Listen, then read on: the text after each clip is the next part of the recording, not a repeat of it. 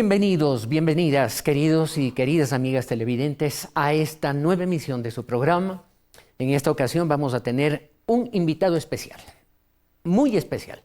Un hombre que nos va a hablar del tema más grave o uno de los más graves que tiene el país en este momento, el tema de la seguridad pública, a la luz de su experiencia.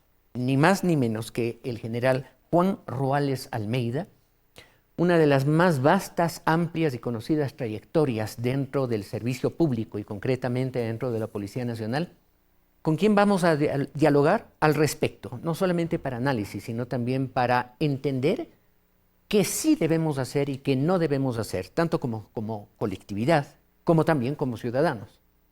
Qué exponer, qué no exponer de nuestras personas, de nuestras actividades. No se pierdan en la segunda parte del programa. Pero vamos a entrar de lleno y al grano de cierta temática que vale la pena tratarla ahora, antes de que el tema se vuelva complejo. Comencemos en esta oportunidad con una noticia interesante respecto de lo que se viene ya mismo, el plan de compensación por el retiro de subsidio a dos tipos de combustibles, dos gasolinas, la conocida como Eco y la conocida como Extra.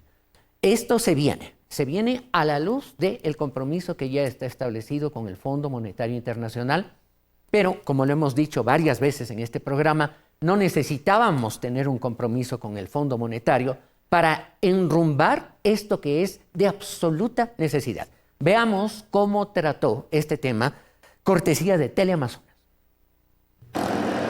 Que no será una focalización de subsidios, sino un sistema de compensación tras el aumento de precios, es el anuncio que hizo el ministro de Energía, Roberto Luque, y que en principio se aplicaría a taxis, camionetas y motores fuera de borda. Ante ello, expertos en materia económica aseguran que la decisión es la más acertada, pero creen que la lista de beneficiarios debe reconsiderarse. Al incluir a los taxistas, se está incluyendo a quien no lo requiere.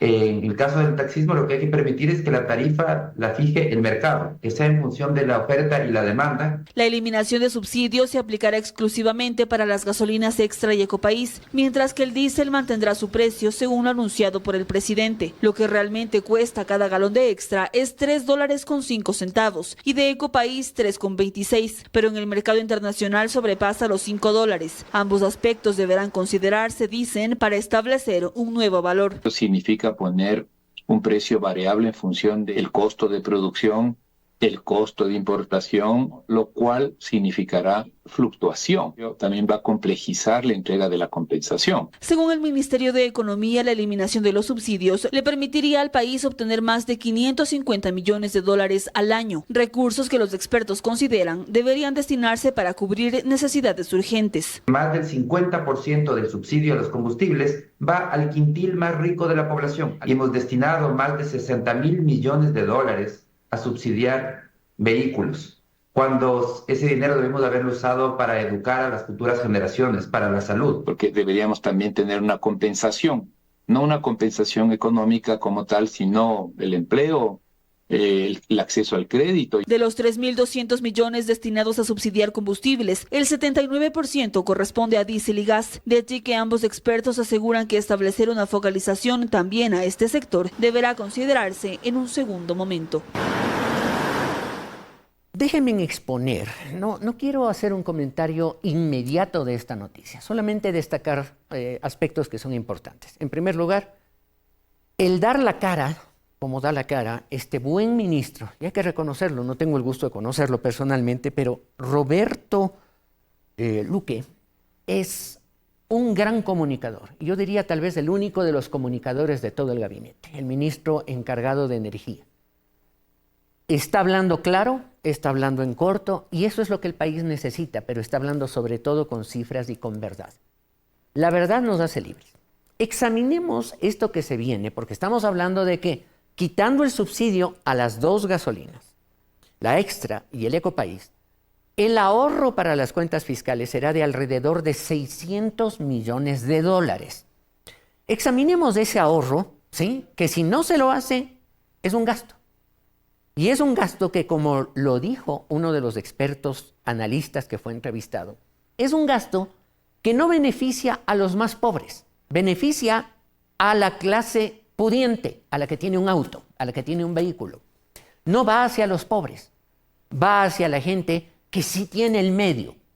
De tal manera que, a la luz y perspectiva de esta información objetiva, 600 millones de dólares el subsidio a estos dos tipos de gasolina que se levantaría a todos. Pero analicemos esa perspectiva que algunos ya comenzarán, y lo vi, ¿no? Desde luego, por ahí alguna organización indígena muy conocida ya comenzó a decir el paquetazo del Fondo Monetario Internacional. No, queridos amigos, analicemos con cabeza fría, ¿sí? Cabeza fría para saber por qué sí o por qué no, el por qué no de las cosas. Veamos una segunda noticia, cortesía de Ecuavisa, las comidas escolares que hace poco arrancó un programa Naciones Unidas en la provincia de Manabí. Adelante con la información. Jaker Flores, de 4 años, es uno de los 1.200 estudiantes de Manta que desde esta semana forman parte del plan de comidas escolares del Programa Mundial de Alimentos de las Naciones Unidas. Este proyecto arrancó en 6 planteles educativos fiscales de zonas rurales del cantón Manabita. Entre estos, la Escuela Gregorio Marañón en la parroquia Santa Marianita, a donde acuden 65 alumnos. Se les da como un almuerzo, porque muchos de los niños y niñas no vienen desayunando. Los alimentos son preparados por las madres de los menores, que rotan en grupos de 4 por día. Todas fueron capacitadas por el municipio de Manta sobre higiene, manipulación de alimentos y nutrición. A las 8 arrancan con el menú que es proporcionado por el programa. En una pizarra se especifican las raciones que deben contener: 25% de proteínas, 25% de carbohidratos y 50% entre verduras y frutas. Este jueves, por ejemplo, se eligió sopa de legumbres con leche, jugo de sandía y de postre papaya. Tiene zanahoria, tiene col, tiene frijolitos, tiene achorcha, tiene acelga. Entre las 10 y las 11 de la mañana se reparten los platillos, empezando desde los estudiantes de menores cursos a mayores. Antes sí, cuando estábamos en clase nos daban hambre, ahorita ya no nos dan hambre. ¿Se sienten más fuertes? Sí. Van a rendir mucho mejor los chicos, más que todo en el aprendizaje, en el rendimiento y en lo físico. Señorita, ¿puedo pedir más sopa? Claro que sí. Todos los alimentos utilizados en la cocina son proporcionados por productores locales. Manta es el primer cantón de Manabí donde se aplica este proyecto, una provincia donde, según el INET, el 17% de los menores de 5 años que están iniciando la etapa escolar sufre desnutrición. En total, en Ecuador el programa se ha aplicado en 13 cantones. Cuando yo vi a primer momento esta noticia, ustedes se van a reír mi comentario, me quedé pasmado porque, por historia, cuando niño, cuando la señora dijo, contiene verduras, contiene esto, la sopita de todo, y contiene achoccha, riéndose, me acordé de la peor tortura que yo tenía de niño cuando ponían achoccha en la comida. Y me acordé, me rememoró tantos años atrás, pero a la final, ¿saben una cosa? Qué hermosa noticia, qué hermosa noticia.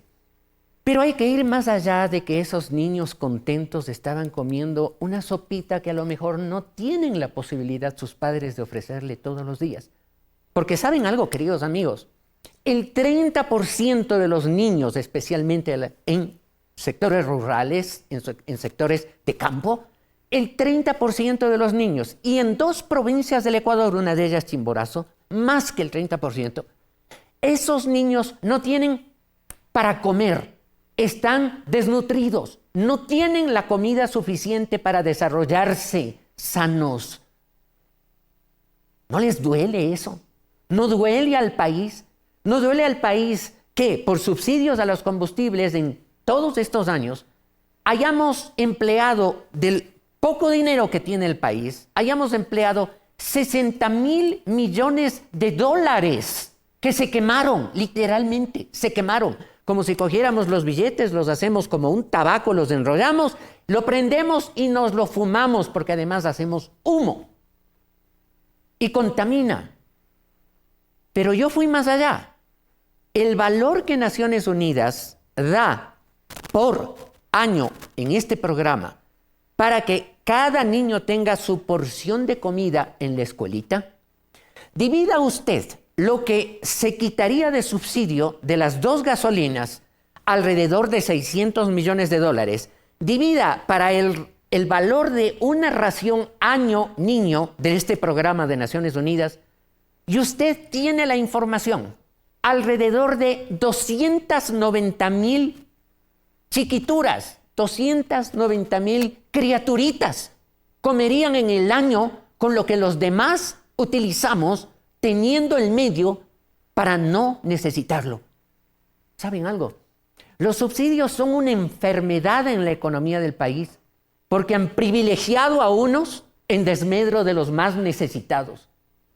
No solamente, como dijo la profesora en el reportaje, los niños están más contentos. Es cierto, esto es lo inmediato. Salen y regresan contentos a casita, barriguita llena, corazón contento, decían los abuelos. Pero no solamente eso. Esa es una siembra para su futuro, porque no crecerán con limitaciones intelectuales, físicas. Serán una generación diferente. Dios nos encargó, el Señor Jesucristo nos encargó cuidar de los niños y dijo que a los que no los cuidamos bien o a los que los hacemos tropezar en la vida, y eso es en lo moral y eso es en lo físico también, es decir, los que robamos a los niños, quitándoles literalmente el pan de cada día para beneficiarnos, como en el caso de los subsidios, los que hacemos eso, el Señor Jesús nos advirtió que más nos valdría que nos amarremos una piedra rueda de molino al cuello y que nos lancemos en el mar. Tenemos que hacer la diferencia. Este país necesita hacer la diferencia. Y que no se levanten las voces para decir, ay, la gasolina, ay, aquello. Sí, puede haber una limitación, un cambio. Pero si solamente ahorráramos el combustible que derrochamos, si solamente hiciéramos una campaña para no hacer acelerones por gusto, y que los consumos promedios de los vehículos sean racionales, no nos afectaría tanto. Lo he hecho yo la prueba con la ayuda del vehículo que tiene un computador que anda reportándome cuando manejo regularmente, cuando manejo económicamente y cuando he forzado. Cuando me reporta que apenas he forzado entre el 6 y el 7% en una temporada, me doy cuenta que estoy haciendo las cosas diferente. Y yo no pago, yo no compro, no puedo comprar por el tipo de vehículo otra gasolina que no sea la super, al precio de mercado internacional. Y sin embargo, creo que se pueden hacer muchas cosas. Igual en la electricidad. Si ahorráramos el desperdicio de electricidad que hacemos los ecuatorianos día a día con una irresponsabilidad social impresionante, no necesitaríamos a lo mejor comprar electricidad carísima a Colombia, que nos tiene cogido del cuello por en parte, nuestra propia irresponsabilidad. Hay más noticias y quiero comentarlas rapidísimo, por favor. La enmienda al artículo 138 de la Constitución, cortesía de Teleamazonas. Los cabildeos para sumar votos fueron hasta última hora en el Pleno. El correísmo, el Partido Social Cristiano, Construye y Pachacutic lograron ponerse de acuerdo para enmendar el artículo 138 de la Constitución. El cambio se aprobó con 94 votos. Esta enmienda permite que la Asamblea se ratifique en un texto de ley que fue vetada solo con 70 votos, ya no con 92. En este caso, una reforma autorizada con un dictamen de procedimiento por la Corte Constitucional, es decir, que es totalmente legal y válido lo que se ha planteado y se ha discutido en el hemiciclo en esta mañana, que permite y sobre todo balancea más o permite un mejor equilibrio de las fuerzas o de las funciones del Estado. La bancada de ADN afín al gobierno se opuso y advierte que con esto la Asamblea tendrá mayores poderes frente a la capacidad de colegislador que la misma Constitución le da al presidente. Este rato lo que acaba de pasar es que cualquier gobierno que venga, obviamente va a tener del otro lado un hiperparlamentarismo, una Asamblea con muchos poderes, después de lo que el país ve en lo que se puede convertir la Asamblea Nacional, que es, sin duda, en ciertos momentos del eje político del país, puede ser hasta un riesgo, porque definitivamente la Asamblea cuando mete la pata las mete y bien metidas. El correísmo esta vez votó a favor. Dice que no se trata de quién está en el gobierno, sino de equilibrar la balanza Ejecutivo-Asamblea. Y ese equilibrio en este momento ha sido demostrado porque lamentablemente en los últimos años se ha hecho un mal uso del veto de manera total y de manera, creo que hasta cierto punto, a veces hasta irresponsable.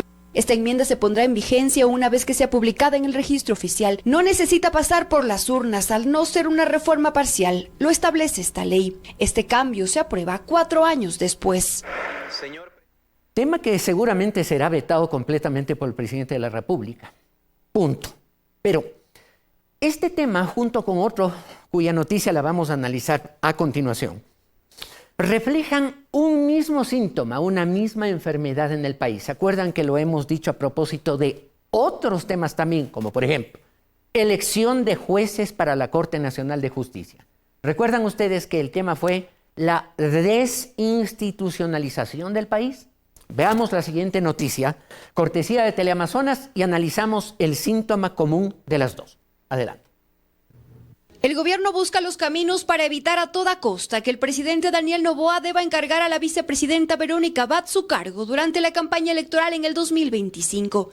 La secretaria jurídica Michelle Mancheno anunció este viernes que para encontrar una salida legal y jurídica elevarán una consulta a la Procuraduría. Porque es quien tiene la competencia para hacerlo, pero como mencioné, el presidente Daniel Noboa cumplió un tiempo faltante de un expresidente. Entonces no es que él tuvo todo el periodo completo, sino fue, como mencioné, el faltante. Dice que será la Procuraduría la que determine cómo proceder. Explica que el argumento que sostiene esta consulta es que la participación de Noboa en el 2025 no se trataría de una reelección. Nosotros dependemos de qué se van a pronunciar y si es que nos mencionan que se encarga un ministro, se envía una terna a la Asamblea, son varias opciones que están sobre la mesa de análisis. Pero en ningún caso la vicepresidenta. Depende. Argumento que no sustentaría dicha pretensión, dice el politólogo Arturo Moscoso. Si un presidente está en funciones y quiere volver al mismo cargo, es una reelección, esté o no terminando el periodo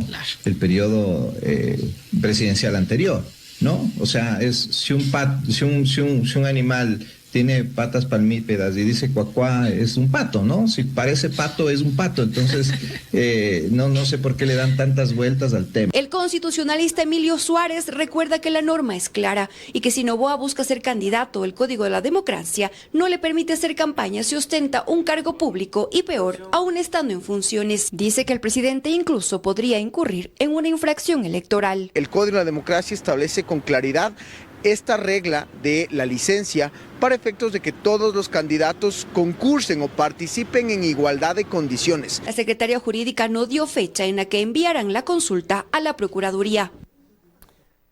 En la última frase de la noticia dice que la Secretaría Jurídica no anunció la fecha en la que mandará la consulta.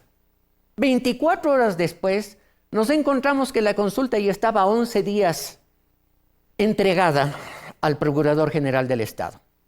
Antes de entrar al fondo, en corto, ese es el tipo de portavoz que el gobierno no necesita. Ese es el tipo de portavoz. Hace un momento alabamos la forma como trabaja y hemos dicho con beneplácito la forma como trabaja el ministro Luque. Hablando la verdad con serenidad y hablando la plena, como dicen los jóvenes, ¿verdad? Pero cuando aquí se dice una cosa y resulta que 11 días atrás ya estaba hecha la consulta, pero sobre todo, esto en la forma, en el fondo, como lo dijo el consultor analista Arturo Moscoso, si el animalito tiene patas palmípedas, si tiene pico y hace cuac, es pato, es pato.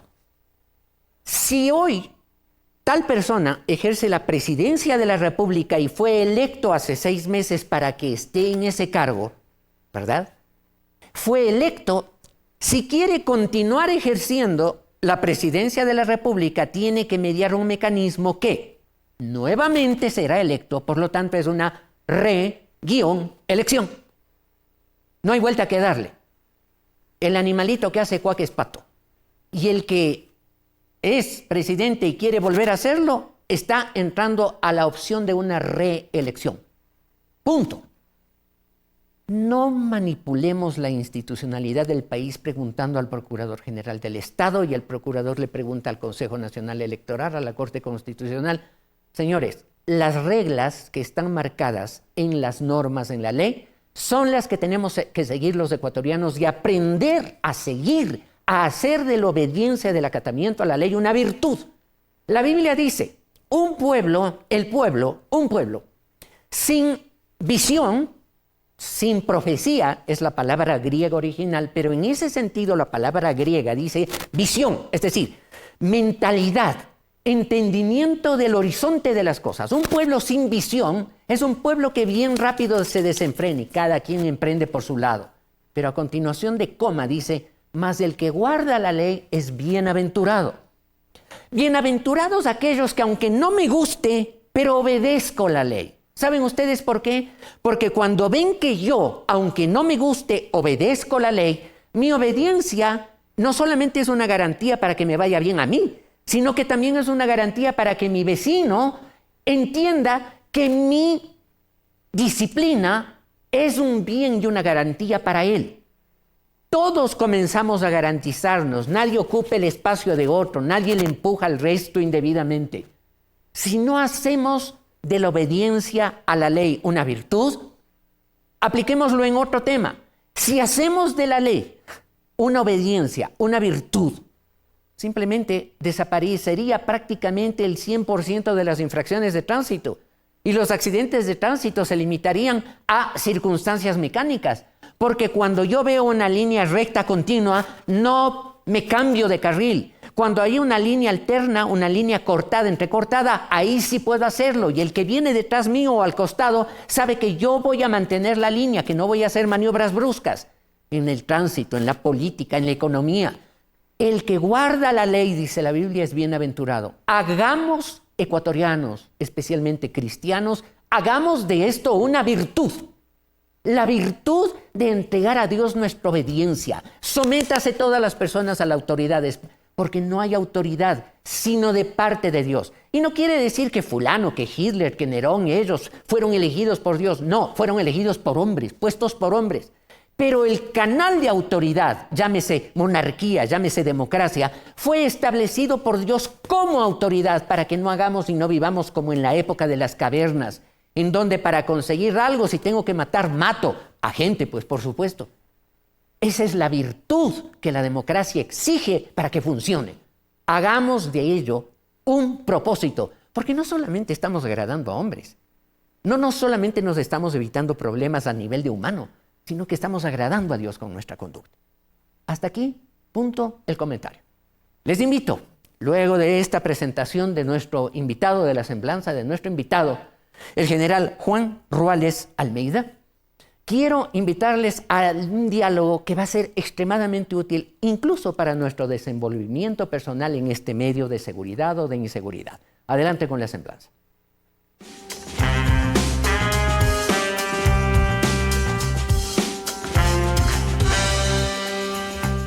Juan Ruales Almeida. Siervo de Dios, general inspector en servicio pasivo de la Policía Nacional, abogado en libre ejercicio, magíster en Derecho Constitucional, doctor honoris causa en Derecho Internacional Humanitario, oficial graduado de Estado Mayor General y Estado Mayor Conjunto del Departamento de Defensa de los Estados Unidos de Norteamérica, profesor de la Universidad Espíritu Santo. Cuenta con condecoraciones a nivel nacional e internacional y es presidente de la Red Mundial de Policías Cristianos, capítulo Ecuador.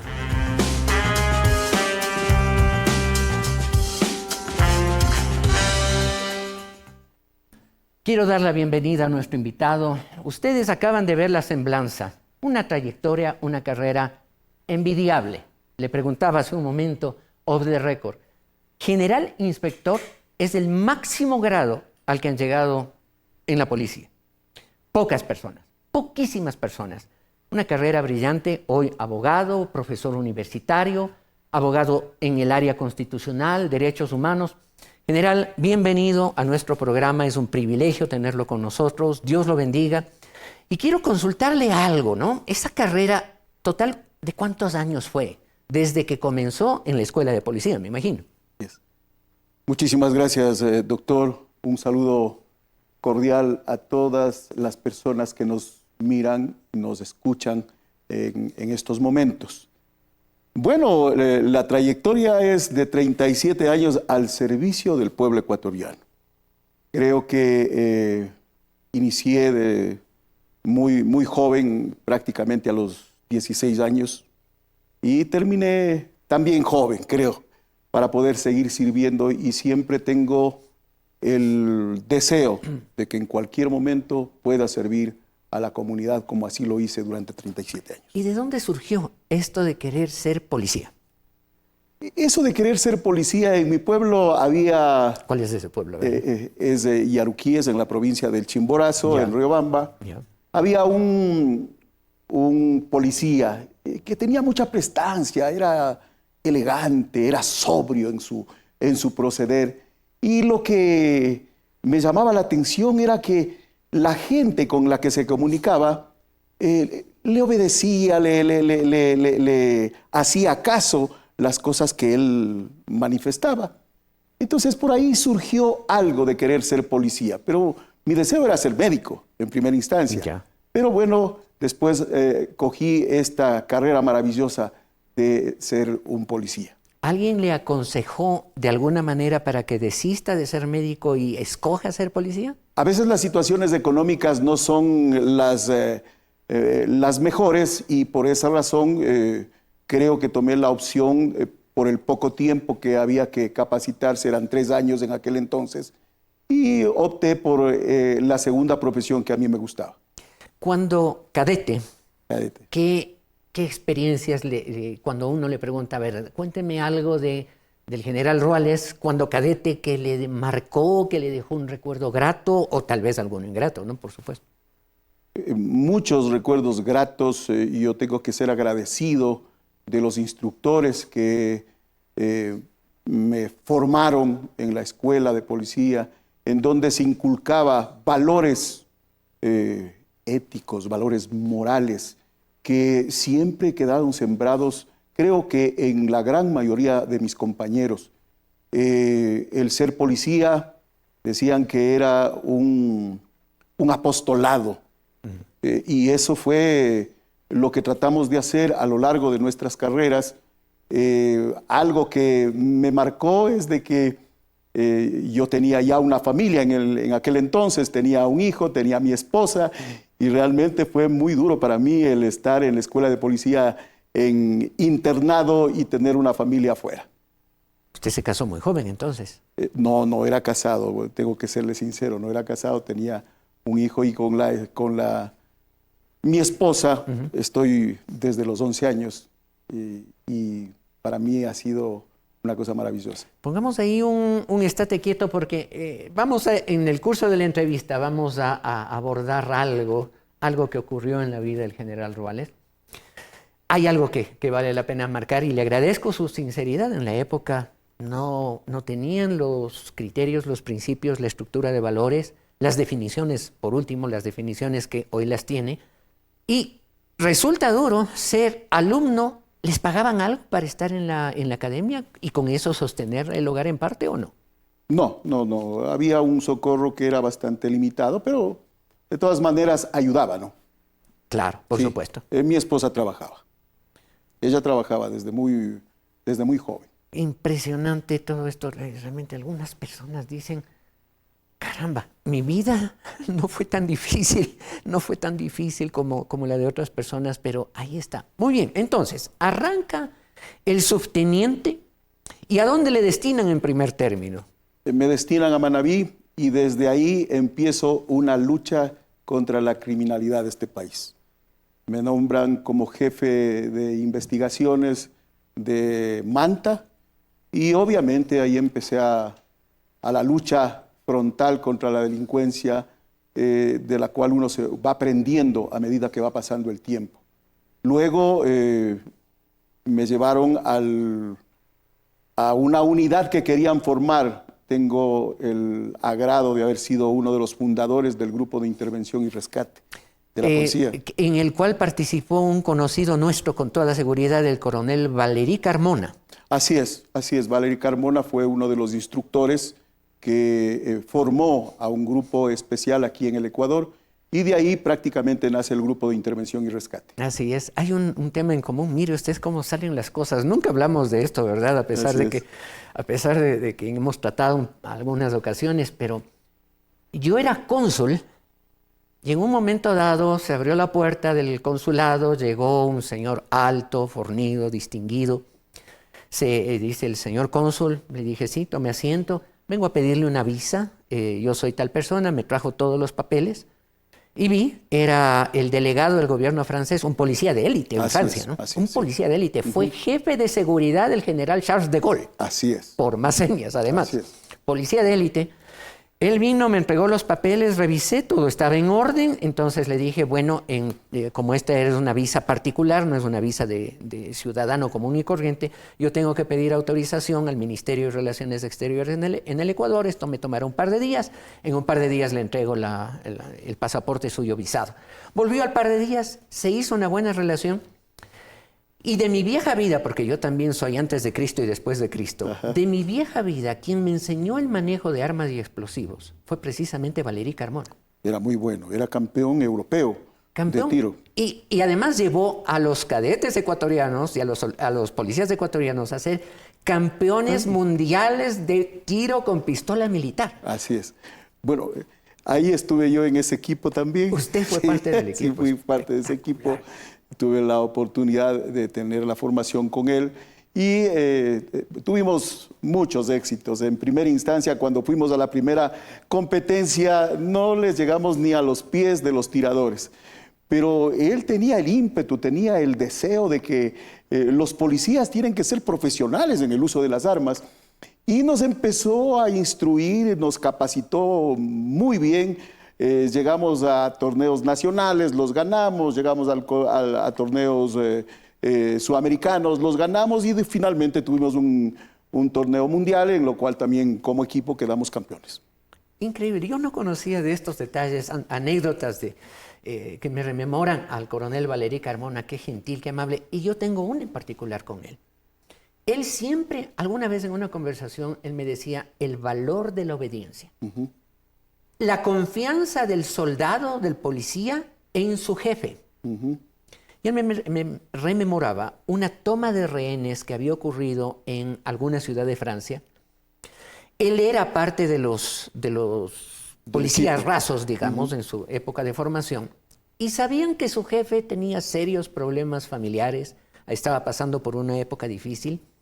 Y en la toma de rehenes, cuando ya negociaron para que salga el delincuente, se abrió la puerta y el delincuente salió rodeado por personas que estaban de rehenes. Estaba el que después sería nuestro amigo el coronel Valéry Carmona, era un policía raso. Desde luego, en esa época ya era un tirador de élite y todo el mundo con sus miras estaba atento porque si algo pasaba, una sola orden y el delincuente estaba abatido. Era el uso racional y progresivo de la fuerza. Y el coronel Carmona me comentaba que en un momento determinado, frente al riesgo de lo que pasaba, escucharon por el intercomunicador, le escucharon a su jefe decirle, rehén delantero, fuego. Un solo sonido de disparo y cayó el que parecía ser el rehén delantero, que en realidad era el delincuente, que fingía ser rehén y salía llevando a los rehenes o algún rehén como si fuera el delincuente. Impresionante con esa anécdota del valor de la disciplina, de la obediencia, de la capacidad del jefe de ser jefe y del subordinado de confiar en la tarea. Algo que está faltando en el país. No sé si usted coincide conmigo. Bueno, es necesario, y la palabra de Dios lo dice, pues, ¿sí? El respeto a las autoridades. Porque las autoridades son puestas por Dios, ¿sí? Y quien tiene que temer a la autoridad es el que hace el mal, no es el que hace el bien. Por eso nosotros tenemos que encaminarnos adecuadamente a hacer el bien. Y lo que está pasando en el país es fruto de que no hemos sido sabios en nuestro entender. Y mi querido doctor, el principio de la sabiduría es el temor a Dios, pues. Y eso no hemos sabido respetar y por esa razón nuestro país está como está. No hemos inculcado a una generación. Y claro, a la vuelta del tiempo, porque estamos hablando que esto habrá comenzado 30, 40 años atrás, en donde comienza la filosofía de laicismos, en fin, y fueron dejándole a Dios atrás, ¿verdad? En los Estados Unidos le sacaron descaradamente, ya no se oraba, ya no se leía nada que tenga un matiz de Dios. En el Ecuador lo fuimos dejando progresivamente y el resultado es una generación que se caracteriza por las siguientes noticias que nuestro productor, cuando estábamos comentando, nuestro productor decía, las noticias del reguero de sangre. Y es verdad, es verdad. Comencemos por una. Un militar o exmilitar que se dedicó al delito y terminó como terminó de la siguiente manera, cortesía de Coavisa. En su afán por ganarse la confianza de Leandro Norero, el abogado Cristian Romero, quien defendió al narcotraficante en la causa por lavado de activos que lo llevó a la cárcel y quien actualmente es uno de los procesados del caso Metástasis, le habló de su trayectoria profesional. En los chats difundidos por la Fiscalía, Romero le contó cómo hacía para evitar que el peso de la justicia caiga sobre sus representados en otros casos de gran connotación nacional, como los de corrupción hospitalaria en que se investiga a la familia Bucaram. Y en el caso Big Money, que era el nombre de una captadora ilegal de dinero que operaba en Quevedo, provincia de Los Ríos, y que era manejada por un militar, Miguel Ángel Nazareno, alias Don Naza, a quien la justicia declaró inocente horas después de su muerte. Fue precisamente esa alusión a Nazareno lo que llevó a Norero a narrar lo que según él ocurrió el 14 de abril de 2022, cuando Don Naza fue asesinado. Sé la historia real de esa muerte. ¿Qué pasó ahí? Cuente. Ese man lo alzan para sacarle un billete. Se les fue la mano. Y al correr le disparan y se desangra. Miguel Ángel Nazareno, de acuerdo con la versión policial, fue secuestrado el 13 de abril de 2022 en avenida Simón Bolívar, al sur de Quito. Un día después, su cuerpo fue hallado sin vida en la parroquia de Amaguaña. La causa de su muerte fue una hemorragia aguda, producto de un disparo en una de sus piernas. ¿Y quiénes fueron, jefe? Los mismos que lo cuidaban, dicen. Sí, porque se portó miserable. Todos ellos le rescataron el dinero, tenían tachos, le devolvieron cuando él se enfrió y no les dio nada. 4 hombres fueron procesados por el secuestro y muerte de Don Naza. A 3 se los sentenció en abril de 2023. Uno fue asesinado en marzo de ese año. Según la teoría del caso, planificaron y ejecutaron el secuestro. Nazareno puso resistencia y por eso le dispararon. Luego arrojaron su cuerpo en una zona rural. En el diálogo de Norero con su abogado, que tiene fecha 18 de julio de 2022. Incluso se menciona qué habría ocurrido con el dinero que captó Nazareno. Todo se llevó una de las mujeres de él. La Mayito, la rubia, se perdió del mundo. Colombia dicen que está. Ella siempre manejó todo. Junto a Don Naza fueron procesadas y luego sobreseídas 2 mujeres. Gabriela Bustamante, su esposa, y Dayana Suárez, quien habría sido su cómplice. Cuando revisábamos estas noticias, queríamos ponerle un título común. Y se me ocurría, y comentábamos, ¿paga el crimen? Estamos viendo un primer ejemplo. Veamos este siguiente ejemplo, otra noticia, de cómo los que hacen lo malo, el general hace un momento decía, el que hace el bien no tiene por qué temer a la autoridad y honra a Dios, pero el que hace lo malo sí tiene que temer. ¿Por qué? Dinero, plata, fama, mujeres, relojes, vehículos, al final no sirven de nada. Así terminó Zambrano, el señor Zambrano, conocido como Rasquiña, y esta información cortesía de Teleamazona. Confundiéndose entre los clientes de un local de comidas al interior de un centro comercial de Manta, el victimario logró cumplir con su encargo: matar a Jorge Luis Zambrano González, conocido con el alias Rasquiñi como el líder de la banda de los choneros. Bastó acercarse a su víctima para dispararlo y que sus acompañantes salgan ilesos. El sicario huyó de inmediato, pero quedó registrado en las cámaras de seguridad del establecimiento comercial. Como siempre ocurre, los curiosos fueron testigos de este hecho violento. La policía acordonó el área para recabar indicios que logren identificar al victimario. Hasta el momento, este sujeto es el único que aparece en las cámaras de seguridad. Rasquiña fue trasladado hasta un hospital de la localidad manabita ante la desesperación de sus familiares. Pero los médicos solo confirmaron su deceso. Al momento, unidades especiales de la policía ejecutan operativos en toda la ciudad, sin que aún se haya informado la detención de algún sospechoso. Jorge Luis Zambrano González, de 39 años de edad, salió del Centro de Rehabilitación Social de Cotopaxi en junio pasado, después de que una jueza le concediera seguir su condena en régimen semiabierto. Zambrano cumplió 6 años de prisión en este centro de rehabilitación. En el 2015, el reo fue sentenciado inicialmente a 8 años de reclusión como cómplice de un asesinato. Sin embargo, en el 2018 se lo acusó como coautor del delito y la pena fue modificada a 20 años de cárcel. Simplemente un juez cuestionable, con un fallo cuestionable, seguramente movido por algún valor cuestionable, le dio la salida de la cárcel prematuramente a Rasquiña. Más le hubiera valido quedarse. Salió y a las pocas semanas en su tierra natal, Manabí, se lo despacharon. El delito no paga. Este señor era jefe de una banda. Manabí nunca fue, mi general, Manabí nunca fue una tierra fácil. No. Sin embargo, jamás como es hoy.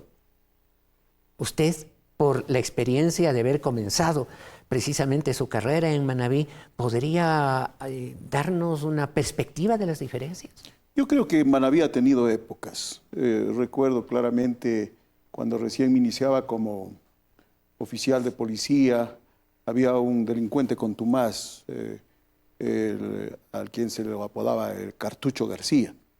Era un testajero, un sicario que no le importaba matar a la gente en un cine, no le importaba matar a la gente en un parque, y contra esa delincuencia, él, rodeado con un grupo de delincuentes, hacía de las suyas y tenía en sus manos en zozobra a la población. Después vinieron otros delincuentes que de alguna manera tuvimos que enfrentarlos, y se ha tranquilizado de alguna manera con el grupo de intervención y rescate. Tuvo mucha participación en esos eventos. Y obviamente Manabí ha sido una provincia conflictiva en el aspecto delincuencial. Los manabitas son las personas más maravillosas que pueden existir, pero de cuando en cuando aparecen estos delincuentes que marcan la zozobra en la sociedad. Y obviamente la policía tiene que hacer el trabajo para tratar de contrarrestar ese auge delincuencial que de cuando en cuando aparece en la provincia de Manabí. Ya nos vamos a referir un poco más a esto porque tenemos más informaciones. Y quiero que ustedes vean esa siguiente información cortesía de Teleamazonas. ¿Qué pasó con Landy Párraga? Cerca del mediodía de este domingo se escucharon múltiples disparos en una cevichería en una plaza comercial en la ciudad de Quevedo, provincia de Los Ríos, que acabaron con la vida de una persona. La víctima era Landy Párraga, de 23 años, una joven modelo que había sido virreina del Cantón Quevedo en el 2019 y había sido candidata del Miss Ecuador en 2022. La ex reina de belleza se encontraba en compañía de una persona cuando los sicarios entraron y le arrebataron la vida. Ante esta noticia, el gobernador de la provincia de Los Ríos se pronunció sobre este hecho, donde indicó que se está levantando las investigaciones de este sicariato. Estamos en el proceso investigativo con Policía Judicial, con la DINASED. Esperamos que en las próximas horas con Fiscalía también pues tengamos más detalles del tema. Están, como dije, un proceso en la línea de tiempo, en la línea investigativa, haciendo un recorrido de los videos donde hizo el recorrido de la camioneta previo al ingresar a la cuadra, como también posterior del incidente tipo sicariato en la ciudad de Quevedo. La ex reina de belleza fue nombrada en uno de los chats entre el narcotraficante Leandro Norero y su abogado Eliber Angulo, alias Estimado, donde Eliber le dijo que en las investigaciones ella apareció como dueña de una importadora y que por ahí la querían vincular al caso de Norero por lavado de activos. Este respondió que esa importadora no era de ella. A su vez, Norero repitió varias veces que el nombre de Landy Párraga no podía parecer relacionado con él, ya que el mundo se le venía encima. Minutos después de este hecho, Medicina Legal llegó al punto para hacer el levantamiento del cadáver e iniciar junto con la Policía Nacional las investigaciones respectivas. Decía yo hace un momento, fortuna, dinero, empresas, autos de lujo, una vida muy movida, belleza, modelaje, etcétera, caracterizaron la vida de una joven mujer que termina asesinada a los 23 años de edad. 23 años de edad. Yo creo que en el camino podemos comentar algo con un experto como es nuestro amigo el general Ruales a propósito de seguridad personal, pero también algo de fondo. Ahí está las consecuencias. Norero decía, el narcotraficante muerto, Norero decía que no me junten para nada con esta persona. ¿Por qué? Porque entre tantas ilusiones de la vida, el círculo estaba metido, y vean ustedes cómo pagó el círculo a la final. El delito no paga, pero en general sacamos algunas lecciones también personales y sociales de incidentes como este. Efectivamente, aquí tenemos las consecuencias de vincularse a estas organizaciones delictivas. Una de ellas es que estas personas mueren a temprana edad y mueren de una forma muy violenta. Y muchas veces contagian al entorno familiar. Empecemos diciendo de que una de las consecuencias es la desintegración familiar cuando ellos se vinculan a las organizaciones delincuenciales. ¿Por qué? Porque la familia no quiere estar al lado de su padre que está metido en una banda delincuencial porque teme que en cualquier momento sus iguales, sus delincuentes de otras organizaciones pueden venir en cualquier momento y pueden asesinar a toda la familia. Número uno. Número dos. No duermen tranquilos. No duermen tranquilos. Entonces su padre está por los techos pero tiene una familia. ¿Y quién le protege a esa familia?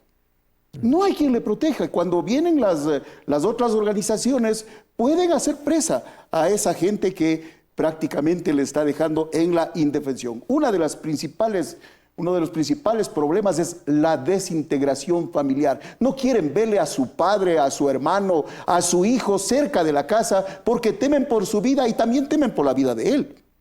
¿Sí? Impresionante. Luego tenemos que empiezan a tener desequilibrios mentales.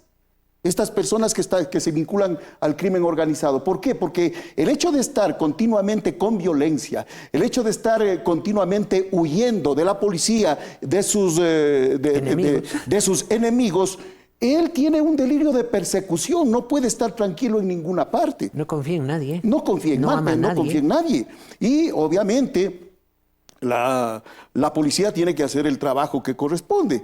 Tiene que ponerle tras las rejas, tiene que meterle preso, la justicia tiene que juzgarle, y cosas de esta naturaleza vamos a tener, o van a tener quienes se vinculan a estas organizaciones delincuenciales. Es grave el tema, sin descartar, por ejemplo, el problema de tipo sexual, por ejemplo, o de uso de drogas. Muchos de ellos van a tener problemas después de un tiempo porque es difícil controlar ese estado de consumo de drogas que pueden llegar a tener. Sumado a una tensión que el cuerpo no puede soportar. Lógico. Y a la final usted dice una gran verdad, general. Por mucho dinero, por mucha fama, por mucha belleza, por mucho lo que terminan muertos jóvenes. Por supuesto. 36 años Rasquina, 23 años la señorita Landy Párraga. Y veamos otro que también tenía muchísimo dinero. Y una de las consecuencias es que pierden todo su patrimonio. Así es, no queda nada. No queda nada, porque les quitan a su familia, le quitan todo lo que él tiene, si es la justicia o si es la delincuencia organizada del otro bando. Impresionante. Veamos una noticia a propósito de, tal vez, del nombre más conocido en esta época, Leandro Norero. ¿Cómo terminó la vida de este tristemente célebre ciudadano? Leandro Norero Tigua, alias El Patrón, tenía 34 años de edad. Era investigado por las autoridades como uno de los principales narcotraficantes y lavadores de dólares. Su nombre se hizo público en mayo de 2022, cuando fue capturado en un operativo en el que se decomisó 24 lingotes de oro, 7 millones de dólares en efectivo, una impresionante colección de relojes, armas de fuego y municiones de diverso calibre. Está relacionado con muchos delitos que están interconectados, no solamente es tráfico de drogas, lavado de activos, hay tráfico de armas, hay muchos delitos. La casa en la que se le detuvo, en una exclusiva ciudadela de Guayaquil, fue comprada por la esposa de Norero a Javier Jordán, quien es prófugo de la justicia por sus vínculos a la red de Daniel Salcedo y la venta de insumos médicos con sobreprecio.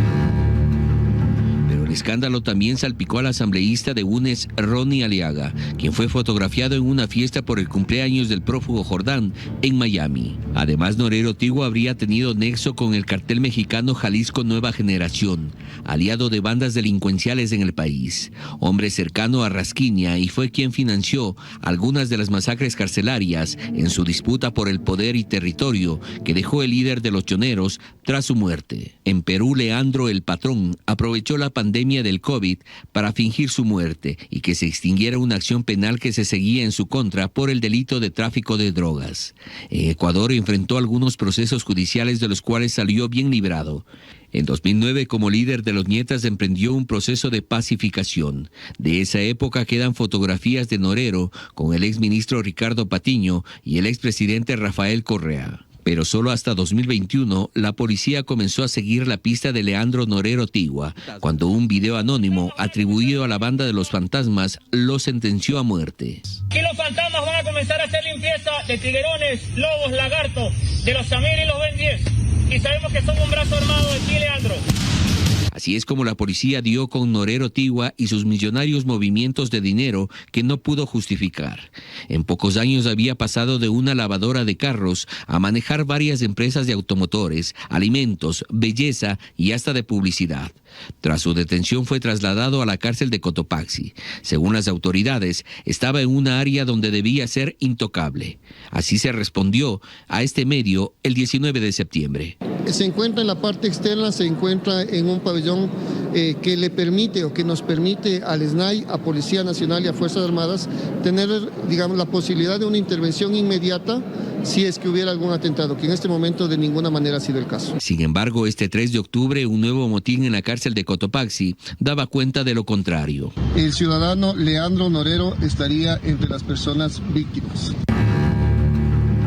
Y ahora la pregunta que surge es: ¿a quién le convenía la muerte de Leandro Norero, alias el Patrón? Se lo silenció porque de una u otra manera tenía que rendir su versión. A lo mejor en esa versión iba a decir algo que no les convenía. Por eso digo, pueden ser desde el punto de vista delincuencial, desde el punto de vista de bandas, narcotráfico. Vínculos políticos sí, porque uno ve que incluso hay fotografías con dirigentes políticos.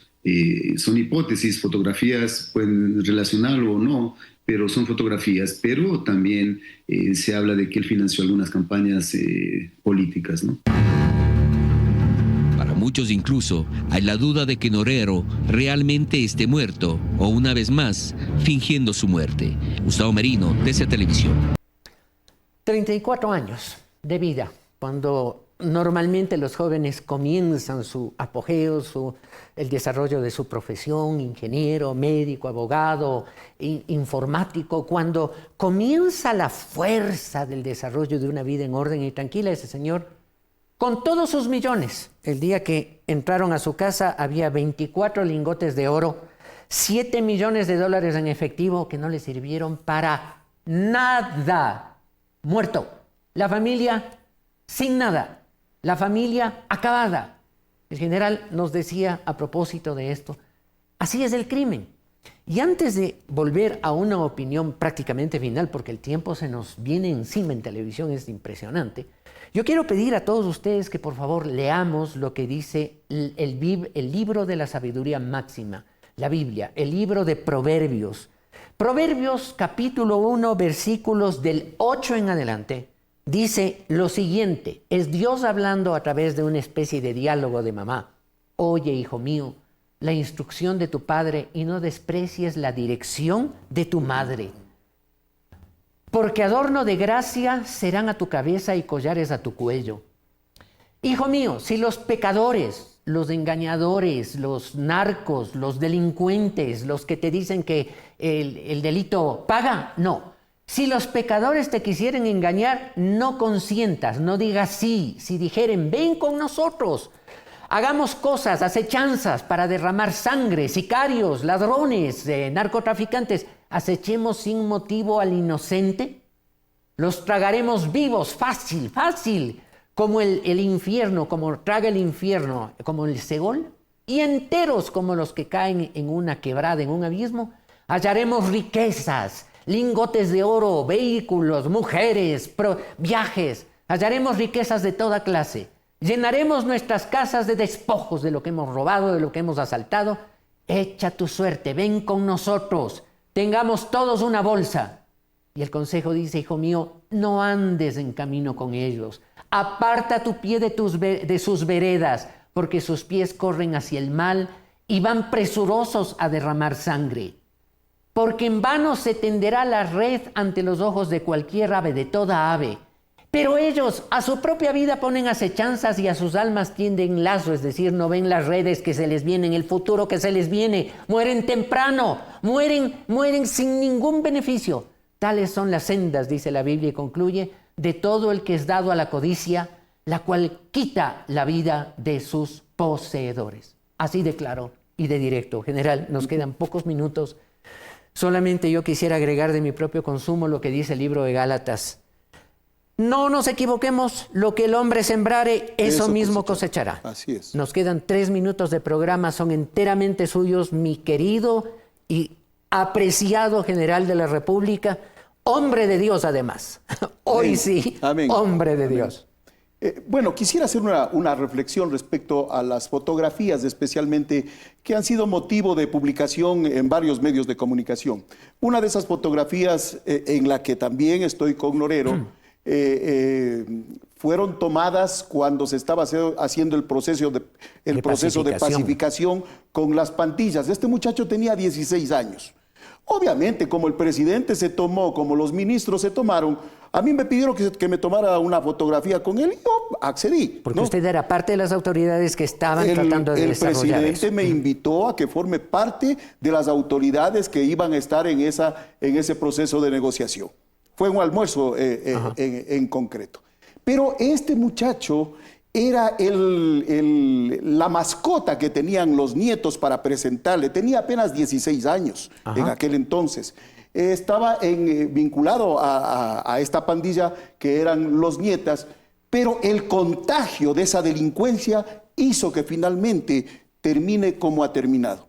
La delincuencia organizada nunca paga con bien, siempre va a pagar con mal, siempre, ya hemos dicho, ¿sí? Desintegración familiar, problemas mentales, muerte a muy corto tiempo, pérdidas económicas, porque lo pierden todo. Por mucho que hayan ganado. Por mucho que hayan ganado. Otro ejemplo, Pablo Escobar.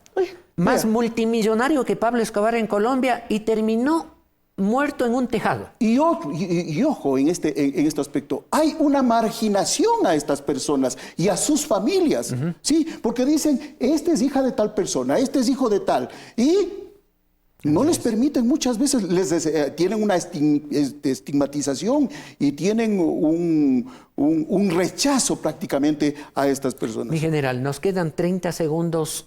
Hable usted, por favor, en esos 30 segundos a esos jóvenes que pudieran estarnos sintonizando y tentados como lo fue este pobre muchacho que terminó asesinado a los 34. Yo quiero hacerles una recomendación, queridos jóvenes, ¿sí? Busquen el camino de Dios y nosotros los cristianos debemos ser intencionales en la búsqueda de Dios. El principio de la sabiduría es el temor a Dios. Por eso uno de los hombres más sabios de la historia, y la Biblia lo dice, es Salomón, ¿sí? Que era consultado por muchos gobiernos, por muchos reyes. ¿Por qué? Porque él siempre buscó a Dios y siempre buscó tener sabiduría. Eso es lo que necesitamos de los jóvenes.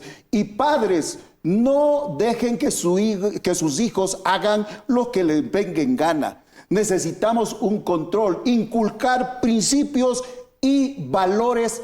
Ahora, principios y valores cristianos, eso les va a dar larga vida. Y cuando se equivoquen, y cerramos el programa con este mensaje, y cuando se hayan equivocado, ustedes igual que nosotros en la vida, nos encontramos un día con el Maestro en la cruz, dando su vida de amor por nosotros y extendiéndonos la mano de perdón. Ese es el camino, esa es la diferencia. Y este programa y este canal la predicarán como hoy lo ha hecho este brillante hombre, general de la República. Esa verdad la proclamará este canal. Y en la medida que Dios permite este programa, hasta el último de los días, o de vida o de operación. pero Jesucristo será glorificado porque Él levanta vidas aunque hayamos tropezado. Gracias por su sintonía. Hasta la próxima emisión. Gracias, general. Muchísimas gracias, Hasta doctor. la próxima emisión de este su programa.